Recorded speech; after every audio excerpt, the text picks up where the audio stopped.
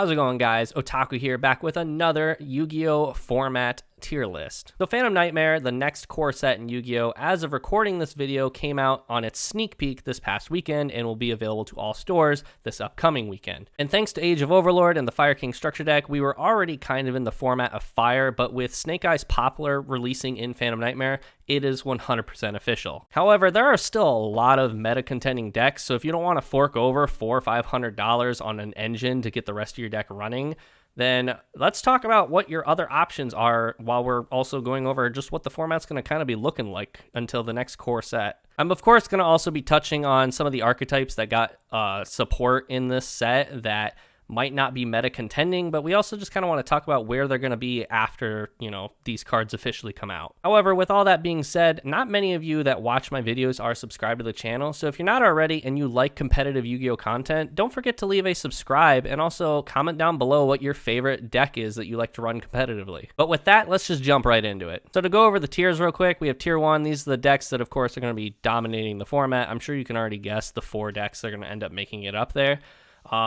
But tier 1.5, these are decks that I wouldn't necessarily call tier 2. I'm not comfortable saying that they're tier 2, but I'm also not comfortable saying that they can reign supreme with the tier 1s. These are kind of decks that have the potential to very easily compete with the best decks in the format, still get you your tops at regionals. They're going to get tops at YCSs and stuff. They're just not going to be winning the events all the time. But if you want your invite, you can also run these 1.5 decks that easily are going to be competing with the rest of the format. And then tier 2, these are decks that will still get random tops here and there. You're going to probably be able to still play these at regionals and get your invite. You'll see these possibly at the bottom tables. But there's not a lot to tier 2. These are just decks that maybe are being outpaced by some of the other decks in the format. And then Rogue, again, I shouldn't have to explain Rogue. Rogue is just decks that just come out of fucking nowhere, blindside people, get their invites. They're still very good functional decks. It's just they have very bad matchups with possibly some of the best decks in the format. I also have the Just Don't tier. These are decks that I really would not recommend playing in this format at all. And then I have the experimental category. So there's a couple of decks that came out in Phantom Nightmare, whether it's support or brand new archetypes, that I personally haven't physically seen in action, so I don't know where they're at, and I don't think that's fair to rate them when I haven't actually seen them do anything. So I'm going to put them in experimental, or possibly even just don't. Most likely experimental, because I just, again, don't think it's fair to put them in just don't category or any other category when I really don't know what I'm talking about. So with that, we're just going to move right on. And to start things off, we're going to talk about my all-time favorite deck, and the deck that I'm actually going to be running in this format, Branded. So Branded, I, for once, don't think I'm coping here. The last few tier lists I've done, I have put Branded in like tier 2 to tier 3, possibly Rogue.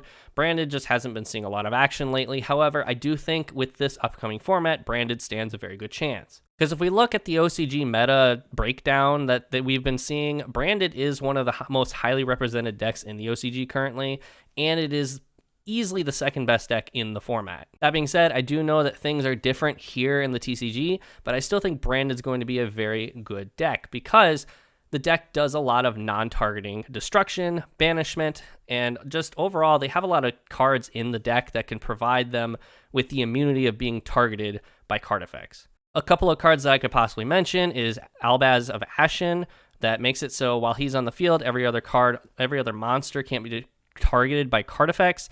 And then also we have Mysterion, which makes it so if a monster is special summoned via the effect of another monster, you can banish it and then banish all monsters on the field with the same type, which goes very well with Snake Eye Ash and Snake Eye Popular. Like I said, I could possibly be coping. I don't think I am. I think Branded is going to be in a very good spot in this format, and it is just overall a fan favorite in the community. Either you really love this deck or you really hate this deck. But overall, I would say it's pretty budget. There are some pretty expensive cards in the deck, but this is going to be the deck I'm running in this format. Bestial Runic, this is a scenario I'm going to put it in Rogue. And the reason I'm going to put it in Rogue, you could possibly put this in Tier 2, is I think this was a scenario like Bestial Runic got really popular because Joshua Schmidt won a YCS with it. And Joshua Schmidt won a YCS with it because this is one of his favorite decks of all time, and he knows how to play the deck very, very well. He's a very professional player with all his YCS wins,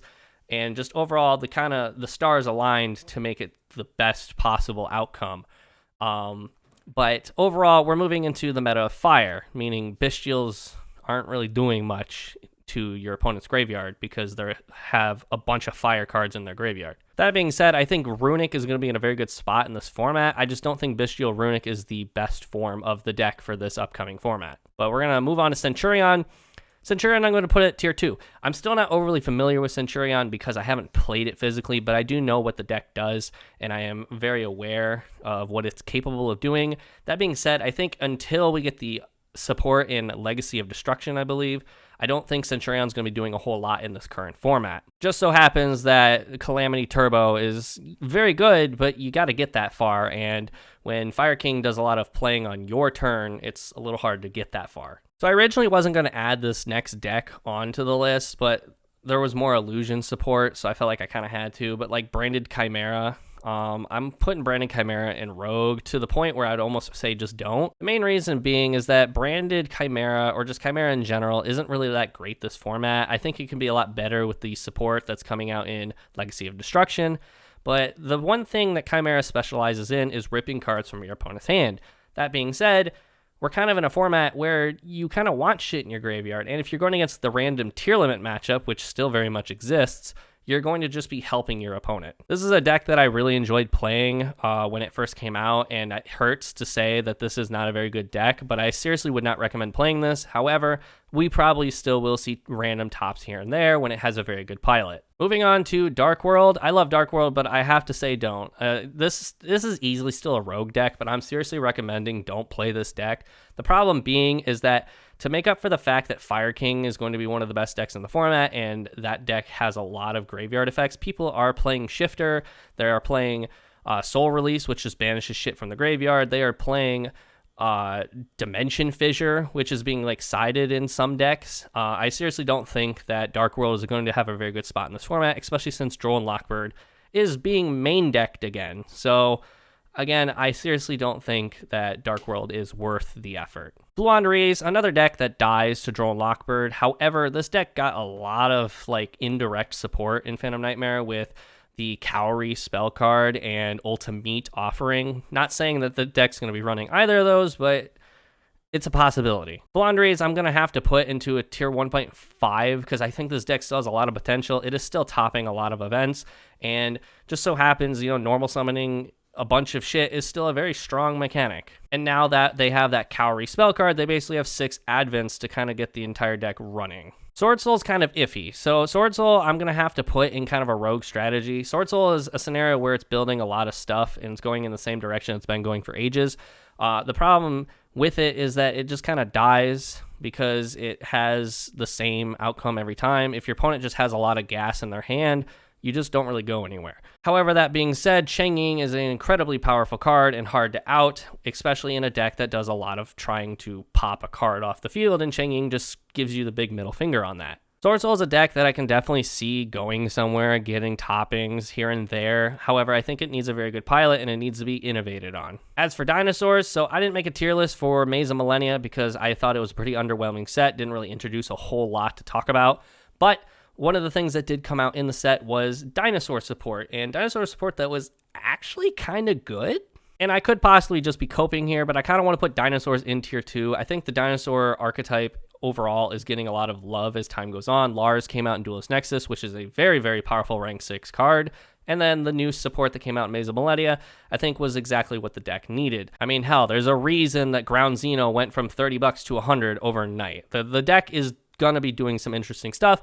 I just don't know if it's going to be able to keep up with the other high contending decks. Sky Strikers, as of right now, I'm going to have to say just don't. I think Sky Strikers post Legacy of Destruction, when it gets its new support, is a very slept on deck and people are not talking about it enough. However, as of right now, I don't think this deck's doing anything special. However, that being said, I am seeing people try to experiment by putting like a small Sky Striker engine into stuff like Pearly. However, we haven't seen really any results with that yet, so kind of stay tuned on Sky Striker. Exosister is another deck that I'm going to have to put in Rogue, mainly because it's not doing much. So Exosister is a deck that highly relies on graveyard movement, which is something that is happening in this current format. However, Exosister just kind of can't keep up. Just like Sky Striker, Exorcist are kind of usually normally has like 2 monsters at most on the board, and it's a rank 4 turbo that locks you into Exosisters. And so the deck does have its benefits. However, I think it's a very matchup dependent deck to do very well with. Finally, we're talking about the Fire King, Tier 1 deck. With the release of Snake Eye Poplar in Phantom Nightmare and Bonfire in Maze of Millennia, Fire King has easily become the best deck in the format. The deck builds a very strong board and has a lot of on your opponent's turn playability. Not to mention, if you don't kill them on your first turn, they most likely have the crackback. The deck also has 1,000 ways to dodge certain hand traps. It can dodge Veiler and Imperm. It can also just blow shit up left and right with Skyburn. And not to mention, Garunix has his effect that he can do shit from the graveyard. So realistically, we're kind of in another Unchained scenario where you want to be careful what you're destroying and when you're destroying it. Because all it's going to take is you destroy a card, and then Garunix comes back, destroys a Kieran from the deck, and then Kieran summons something and then pops shit on your board. And it's just going to be a bad time. So because of this, people are trying to side things or play things in their deck that just banish or overall remove the ability of the graveyard, aka Dimension Shifter. This deck has become so powerful that people are arguing it's a tier 0 format. However, I do think that people are kind of fear factoring this scenario. Content creators are by no means innocent in this predicament, because content creators are to get clickbait saying this is going to be a tier 0 format. I don't think the deck is by any means that powerful. It is going to be the best deck in the room. I just don't think it's going to be tier 0. I could be wrong. I hope everybody else is wrong by any means, and I hope I'm right, obviously. But again, I just don't foresee this being a tier 0 format. There's just a lot of decks that can still contend with Fire King. So Maze of Millennia, like I said, wasn't a very powerful set. It had its chase cards like Triple Tactics Thrust, Bonfire, Transaction Rollback, etc. But one thing the deck did introduce was Flame Swordsman archetype. Now, that being said, I don't know entirely what this deck does, so I am going to put it in experimental. I do think it actually has some experiment ability, because I have been seeing people put it in stuff like Fire King and Infernoble, for that matter. That makes kind of the deck do some cool stuff. In fact, the ultra rare main deck monster is like $16. So I think the deck has some playability. It might be interesting to play with because it is fire, and we are in the year of fire. So overall, just kind of keep your eyes on this deck. It could be an interesting thing to pick up. Now, on to the juicy bits. Goaty. So for those who don't know, in the early days of the Yu-Gi-Oh part of this channel, I was a big Goaty fan. I still am, and I'm glad that it finally got some more support. And with that support came the ability to actually kind of compete in the format. Goaty's doing some pretty interesting stuff, and didn't mean to do that. Tier 1.5, I have to say. I think Goaty is going to be a very powerful thing. The deck, for one, can run Dimension Shifter, but also people are side decking D-Fissure, which is also a really good thing. The deck just has the ability to kind of banish the whole field with Goaty of the Deep Beyond, and overall just kind of is a weird counter to Fire King. So the Goblin Riders. Everyone was talking about when this deck was revealed, it's the counter to Pearly. You're not entirely wrong. That being said, I want to say at the current moment, don't bother with the Goblin Riders. That being said, I do highly recommend you still pick up your Goblin Rider core when Phantom Nightmare officially comes out, or, pick it up on pre-sales if you want, because I think this deck has a lot of potential for any format that is dominated by Xyz monsters. Currently, the format is primarily Link monsters, because Fire Kings don't really touch their extra deck unless they're kind of just building into bigger shit. So yes, as of right now, I want to say the Goblin Riders are kind of a just don't bother deck. However, I do think that is a scenario where if you pick up your core now, it'll be a lot cheaper than when the deck becomes good in an Xyz dominant format. Infernoble. I kind of want to put Infernoble in experimental because, like I said, they are being played with the Flame Swordsmans, which do play around with equip spells, and they do play around with Fire Warriors. The hit on Isolde was a massive hit that I think Infernoble players didn't want to admit when it first happened because they were still trying to make lines. However, the lines became very convoluted and heavily dependent. So I think Infernoble at the current moment is not dead by any means. However, I think it still needs to be toyed around with and experimented with before we truly put it somewhere. The Kashtira is interesting to say the least. It is a very toyed around with deck. There's 1,000 builds going around with Kashtira because they have so many flex spots in their deck, and they can just kind of toolbox of a lot of random shit. You have like Control Kashtira, which is just pump out a lot of Kashtira monsters, control the board. There's Dragon Ruler Kashtira, which people have been toying around with. There's just a lot of cool stuff. That being said, Kashtira I have to put in a tier 1.5, mainly because this or Fluandereeze is the most like dominant Dimension Shifter decks. And like I said, any deck that can run Dimension Shifter right now arguably is going to be doing very well, minus Exo Sisters. And this deck, like I said, can just control the board. Fenrir alone is a heavy dominant card. However, if you have Kashtira Unicorn on the board and your opponent's only running one Cerulean Princess, you can kind of just boot that out of the game. Same with Ambler Whale. The only issue this deck really runs into is if Birth doesn't manage to resolve on the board, because we do have Ghost Belle running around in the format. And then also we do have the upcoming problem of Droll and Lockbird, which is once again being main decked in almost every deck. That being said, Kashtira does have ways to play around Droll and Lockbird and Ghost Belle of Haunted Mansion, and I think the deck has a very, very strong, powerful presence in the current format. So we're moving on to Labyrinth, and I was coping on it for so long. I was heavily coping on it, saying it was going to be one of the best decks in the format, and Labyrinth wasn't doing shit. Labyrinth is doing shit now. Transaction Rollback came out in Maze of Millennia, and this deck has been a powerhouse ever since, and it's honestly has a really good matchup against Fire King, because it can just kind of not be targeted, and most of its trap cards just don't give a shit. So Labyrinth is just a very powerful deck, and heavily controlling the board is something it does very, very well. That being said, if you haven't picked this deck up already, I wouldn't recommend picking it up now, because this deck is pretty expensive now. Not to mention the deck has a very, very high skill ceiling. It takes a very, very good player to play it, and if you haven't started playing it already, you're kind of too late to the party, because by the time you fully figure out this deck, we're going to be moving on to the next format, which is a possibility it won't be good in. But I digress. Moving on to one of my favorite decks ever is Madolche, which I'm going to put in Rogue. Madolche is one of those decks that just kind of won't die. It just randomly gets tops here and there and does random shit, catches people off guard. And there are really cool, interesting builds with the deck. I've been seeing some Horus builds recently, which just kind of helps you make rank 8s to help back up the Madolche, since they don't have a very good presence themselves on the board. So overall, I think the deck is just, as usual, going to stay in Rogue. It's not really going anywhere anytime soon, and like I said, it gets random tops here and there. So Mannadium. Mannadium was untouched on the last Forbidden Limited list, and big whoop. I think Mannadium still does some good stuff. I think it's going to be outsped heavily by a lot of these other decks. And, you know, I could be wrong, but I am going to put Mannadium in tier 2. I think a lot of these other decks just are going to do a lot of stuff better. And like I said, D-Shifter and Droll and Lockbird are being main decked in a lot of decks. D-Shifter being main decked in, you know, Goaty, Fluandereeze, Kashtira, Droll and Lockbird being main decked in a bunch of other stuff. Mannadium's kind of not even the direct fire of Droll and Lockbird. People are just main decking it because it hurts Fire Kings heavily. So it's just kind of caught in the crossfire. I think Mannadium's going to be able to do a lot of good stuff. It's just they got to really pray that you don't have Droll and Lockbird in your hand. Marincess, again, it's a rogue deck. But Marincess hasn't been doing anything special. It's just a deck that once again, it just won't die. It just keeps doing the same shit and doing it very well. So that's really all I gotta say on Marincess. Again, it's a strong deck, it's consistent, and it's gonna get regional tops constantly. So Makanko is an interesting topic, an interesting deck to talk about. I want to say that this deck is probably like bottom of tier 2, even Rogue. I'm gonna put it in Rogue. I think once people realize the Geoverser Transverser strat with Acid Golem, we've kind of caught on.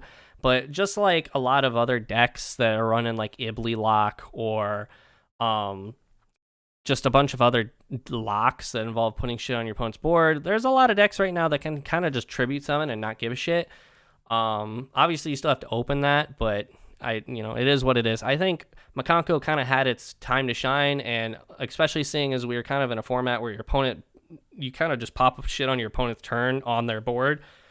Makanko's just not having a good time. So now for the deck we were all excited to get back from TOS format, Orcus. Harp Horror is finally unbanned. It's at 1, and since then the deck has been doing interesting stuff. However, as I mentioned before, Shifter is getting played, Dimension Fissure is getting played. There's a lot of cards getting played that just kind of banishes shit from your opponent's graveyard. So if they don't have Babel and you activate Soul Release, you kind of just clear their graveyard of anything important, and they just look at you. That being said, I think Orcus is kind of like a tier 2 strategy. I think it still does really good stuff, and if your opponent's not equipped to go against it, you're going to do very well with this deck.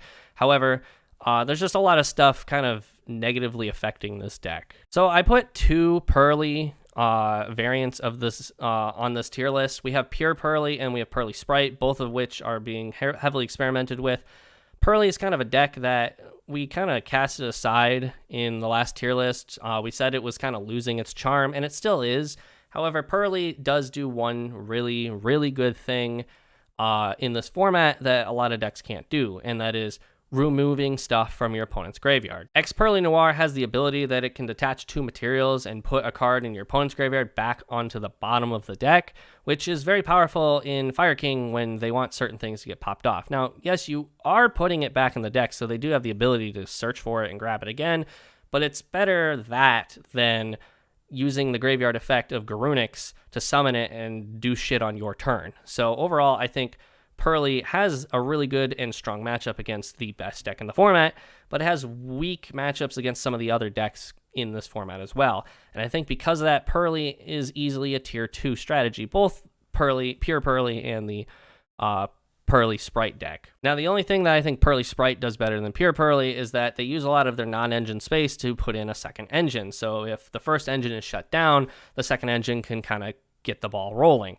That being said, I think where Pearly really shines is when it has all that non-engine to be able to have a bunch of hand traps to kind of prevent your opponent from building a board. However, in my personal opinion, I think we're kind of in a weird hybrid format where you have to be able to prevent your opponent from building a strong board and then break the average board, which is something that I think regular Pearly does very well. So for Rescue Ace I still have to think is kind of in a tier 1 strategy.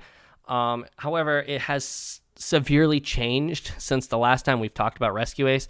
Rescue Ace is now running some Fire King cards like Kieran. Rescue Ace is now running Snake Eye cards like Sinful Spoils Original and The Wanted and Deal Bellstar, and it's just become a weird hybrid where the point that I might not even consider it Rescue Ace at that point. Not to mention Rescue Ace, the core Rescue Ace became very affordable with Maze of Millennia reprinting almost every card in the set.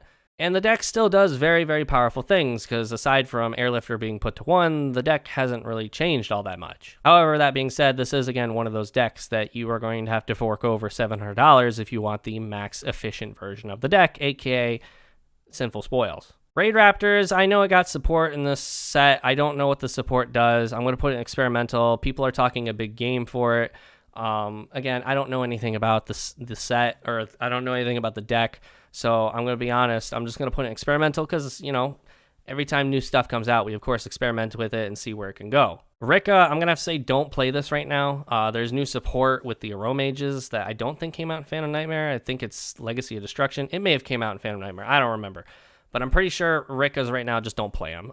The deck has a lot going against it right now with Healer and Dryas being at 1. And just overall, I don't think this is a good deck to pick up right now. As for Dragon Link is a good tier 2 strategy. This is, again, another deck that just won't fucking die. However, I think it's one of the better not dying decks, as opposed to like Madolche, Marincess, and like Exo Sisters and Sword Souls. This is a deck that still very consistently does stuff. The problem with Dragon Link is it plays Bestials, which, as we just talked about with Bestial Runic, there's not a lot of good going on for Bestials because the Bestials can't banish your opponent's shit if they're not running Light and Darks. So that's the main problem with Dragon Link for right now. You got to banish your own stuff for the most part, but it has good matchups against like Branded and stuff like that, which, like I said, I think we're going to see a lot more play of Branded in the coming future. So this is a deck that's kind of been in the talks. I haven't seen any results for it yet. However, I know people like Joshua Schmidt are kind of toying around with it and seeing where it can go, but I haven't heard anything. So Runic Earthbound. This is a deck that I also kind of want to pick up and just kind of have in case it does become good. But as of right now, I don't think it's doing a whole lot of special stuff right now. But it's a deck that I think keep your eyes on for sure. So I'm going to put it in experimental because I think there's a lot of potential for this deck to expand and do something good. I just don't think we're quite there yet. So Salamangreats is easily the worst fire deck you could be playing right now. Why would you play Salamangreat when you could play any of the other fire decks? Mainly because Salamangreat is budget. Now, yes, Salamangreat does have expensive cards, but compared to the other fire decks, yeah, it's budget. That being said, Salamangreat, I'm going to kind of have to put in like bottom of tier 2. I don't think we're going to really be seeing a lot of Salad thrown around unless it's a diehard Salad fan. Because like I said, it's easily the worst fire deck you could be playing in this format. Snake Eyes, Sinful Spoils, the pure version of this deck. With Poplar finally being released, this deck really just kind of does its own thing, doesn't need the help of Rescue Ace or the entire Fire King engine. However, the pure version still runs, I believe, Kieran specifically, to kind of still do stuff. And Snake Eye Pure is still like a very powerful deck because it still makes Cerulean Princess and Flameburst Dragon and Amblo Whale and etc, etc, etc.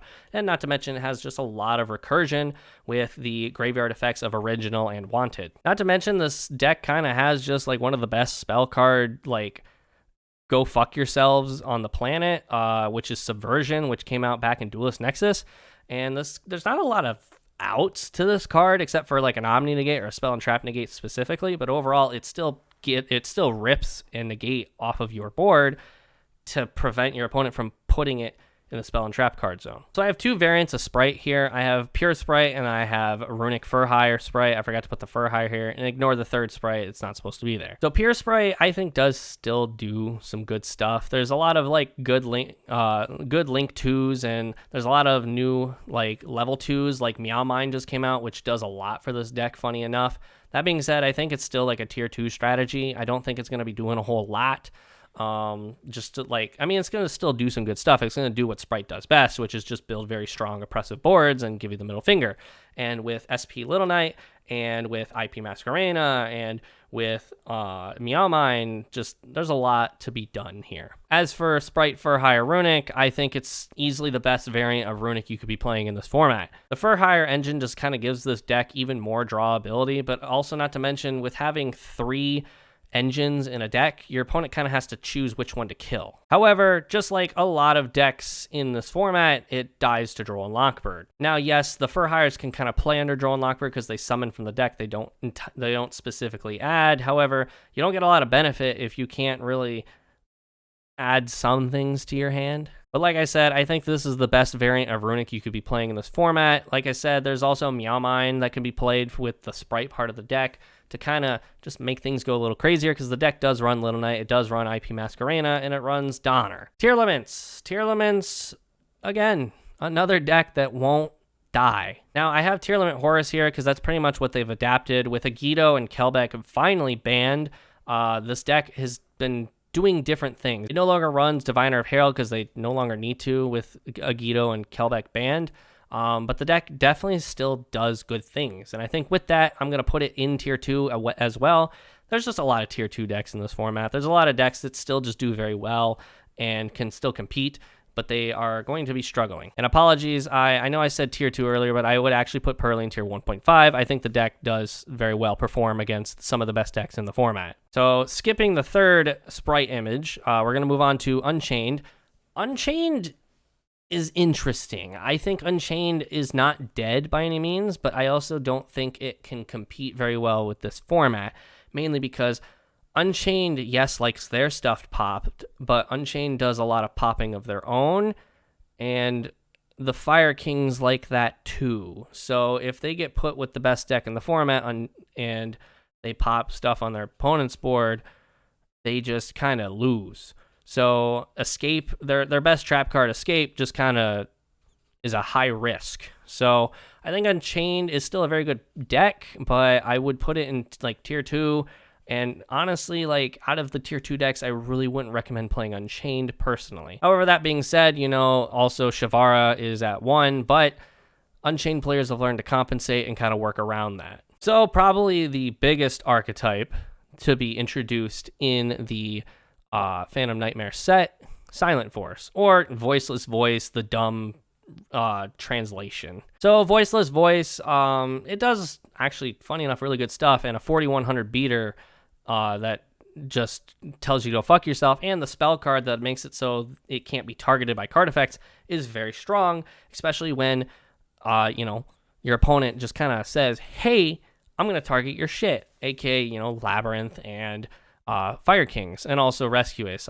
This is just a very good deck. I think it's kind of a very good anti-meta deck in the sense, while also being meta.